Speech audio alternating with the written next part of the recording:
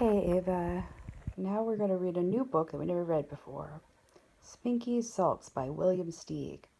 It's the same guy that wrote Shrek, and we used to love to read Shrek together, so I think we'll like this one too. I haven't read it either, so we'll have to see. Can't wait to hear what you think. Okay, Spinky Sulks. There's Spinky and his sister. Spinky came charging out of the house and flung himself on the grass. He couldn't even see the dandelions he was staring at. He was so upset. His stupid family, they were supposed to love him, but the heck they did. Not even his mother. Uh-oh. He's pretty upset. In a while, his sister, Wilhelmina, came out and said, "I'm sorry I called you Stinky, Spinky." Spinky didn't answer.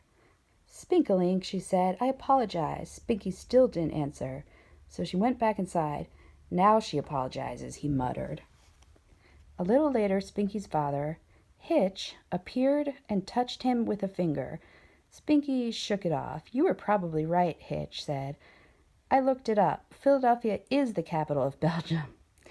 Spinky turned his back. His brother's slimy voice was more than he could bear. "Spinks, it's lunchtime," said Hitch. "Mama wants you in the house." Looks like he climbed up the tree. Okay. Sorry, Ava. Okay, back to the book. I should have gotten my glasses. Okay, instead of answering, Spinky went and climbed a big tree. He is mad. Look how he's still upset. Look at it. Look at that expression. His parents were watching from the window. "Poor kid, he's so sensitive," said his mother. "I better go talk to him, Harry." "Ruby, don't," said his father. "He needs to simmer down. He's got no reason to sulk." Okay, so Mom's feeling pretty sympathetic. Dad thinks he needs to get, pull himself together. So when it started getting dark, Spinky's mother came outside. She kissed him over and over and told him she loved him with all her heart ever since the minute he was born, and even before that.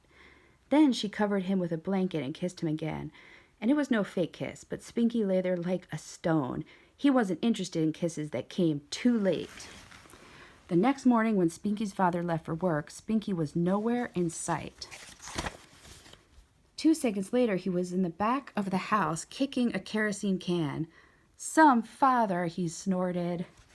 At noon, Spinky's mother brought him a tray. Spinky didn't even look at her. All of a sudden, they're being nice, he thought.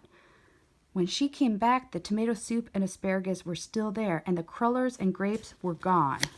So he ate the sweet things and not the vegetables. Hitch and Wilhelmina kept finding Spinky in different places.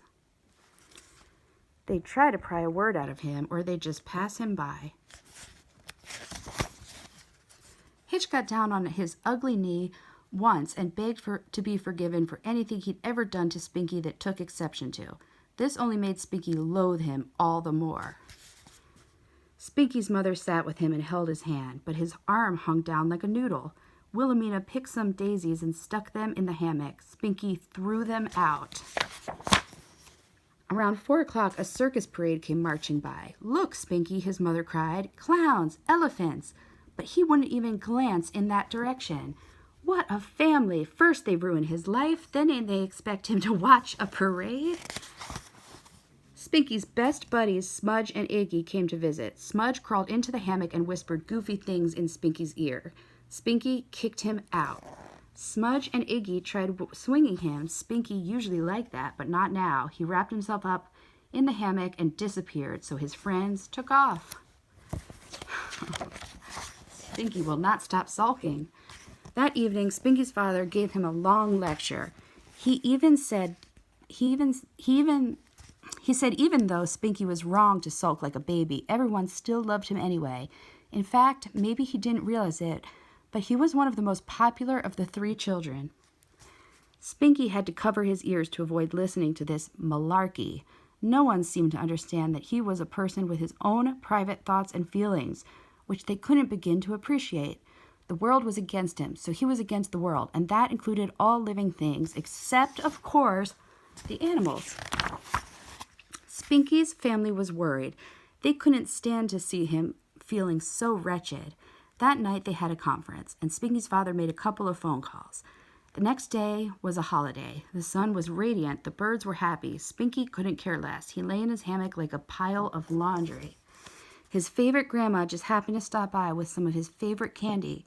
She gave him a big fat hug, but Spinky was limp in her arms. After all, she still belonged to the human race, for which he no longer had any use. Just then, a circus clown happened to come prancing around the lawn with a sign saying, "We love you, Spinky." The clown winked, reached into Spinky's pocket, and pulled out a triple dip ice cream cone, pistachio, banana, and chocolate chip. See, the sign says, "We love you, Spinky." Spinky had to laugh. But then he saw his father smirking and got the picture. The clown had been hired to cheer him up. Well, it wouldn't work. All day long, everybody was as sweet and considerate as they could possibly be. When it started to rain, Spinky's mother covered him with a tarpaulin, and his father set up a beach umbrella. Hitch and Wilhelmina served him cake and sandwiches. Still, Spinky couldn't give in, though he was beginning to consider it. Maybe these people don't know how to behave, but at least they were trying. Was it their fault they couldn't do better? He wasn't mad anymore, but he still had his pride. After all, his suffering, how could he just turn around and act lovey-dovey? That wasn't his way. Spinky lay awake wondering how to give in and still keep his self-respect.